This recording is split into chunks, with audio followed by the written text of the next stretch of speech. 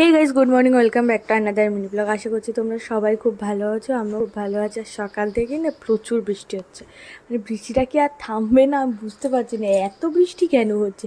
আর এখানে আমি পড়াতে বসে গেছিলাম, আর সকালবেলা চলে এসেছিলো। তারপরে আমি স্নান টান করে নিয়েছিলাম, নিয়ে ফ্রেশ হয়ে ঠাকুরের ভোগ দিয়ে চলে এসেছিলাম।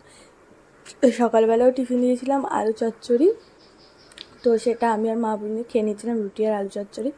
তো সেটা খেয়ে নিয়ে আর আমি এখানে বসেছিলাম ঘরে।